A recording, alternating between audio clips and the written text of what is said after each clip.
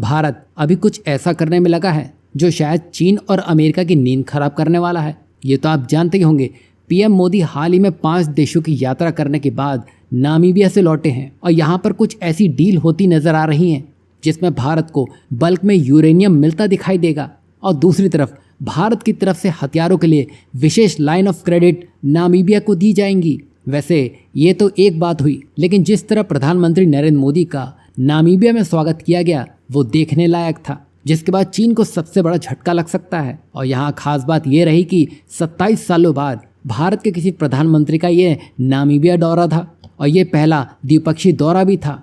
और जब पीएम मोदी ने नामीबिया की धरती पर कदम रखा तो ये महज एक औपचारिक यात्रा नहीं थी, ये एक सटीक सोची समझी रणनीतिक चाल थी। और जहां दुनिया के देश इसे सिर्फ कूटनीतिक मान रहे थे, असल में ये भारत की रेयर अर्थ डिप्लोमेसी का एक मास्टर स्ट्रोक था। जहां चीन हाल ही में अपने क्रिटिकल मिनरल्स पर रोक लगाकर रेयर अर्थ के सेक्टर में मोनोपोली जमाए बैठा था, उसमें भारत का ये क्लासिक मूव एक बड़ी जीत के समान है।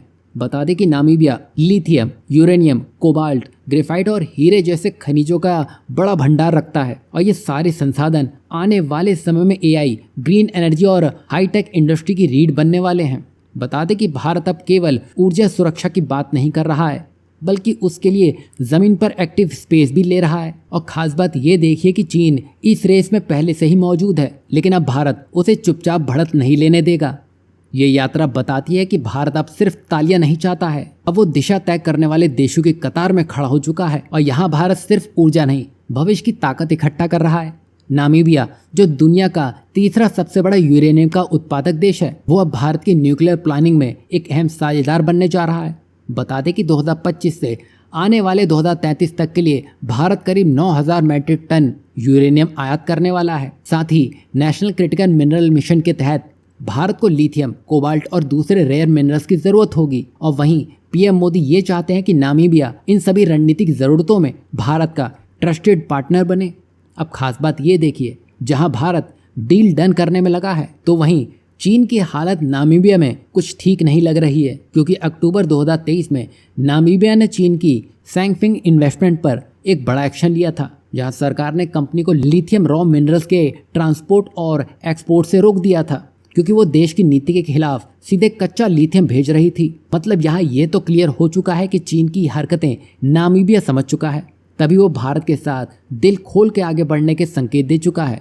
वहीं अगर भारत को इलेक्ट्रिक व्हीकल की रेस जीतनी है तो उसके लिए जो रास्ता है वो नामीबिया के रिच माइनिंग बेल्ट से होकर ही जाता है। इसी वजह से दोनों देश लिथियम और कोबाल्ट जैसे मिनरल्स पर रणनीतिक बातचीत भी कर रहे हैं। वहीं एक और सेक्टर भी है जिसमें गुजरात का बड़ा रोल है, जहां भारत सरकार अब डायमंड सेक्टर में भी फोकस कर रही है। बता दें कि दुनिया के सबसे बड़े समुद्री हीरा भंडार, जो कि 80 मिलियन कैरेट का घर माना जाता है, अभी वहां से हीरे पहले लंदन या एंटवर्प जाते हैं, जो कि बेल्जियम में स्थित है। वहां से होते हुए ये तब भारत आते हैं और भारत यहाँ ये चाहता है कि अब यहाँ पर एक सीधा कॉरिडोर सूरत और नामीबिया के बीच बने, ताकि मुनाफा बिचौलियों को नहीं बल्कि दोनों देशों को मिले। यही नहीं, यहाँ पर दोनों देशों के बीच में जो व्यापार है वो भी बढ़ रहा है।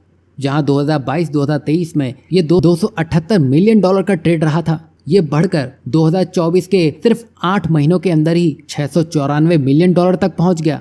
साथ ही भारत अब विडहोंग में एक आईटी सेंटर ऑफ एक्सीलेंस बना रहा है, जहां नामीबिया युवाओं को साइबर सिक्योरिटी और डिजिटल गवर्नेंस में ट्रेनिंग मिलेगी। यही नहीं, भारत ने नामीबिया को एक खास रक्षा लेन देन का प्रस्ताव भी दिया है, जिससे नामीबिया भारत से गैर घातक हथियार, सेना की ट्रेनिंग और लॉजिस्टिक सपोर्ट ले सकता है। और यहाँ पर पीएम मोदी ने साफ कहा है कि अब भारत खुद हथियार बना रहा है और ये तकनीक नामीबिया की मदद कर सकती है। यहाँ भारत दूसरे देशों को आत्मनिर्भर बनाने में मदद कर रहा है, ताकि अगर कोई खतरा आता भी है, इनका पत्ता भी काटता दिख रहा है, क्योंकि ये देश चीन से पहले ही परेशान हो चुके हैं और इन्हें अब कोई दूसरा देश चाहिए जिसमें भारत अब एक बड़ा कंटेंडर बनकर सामने आ चुका है।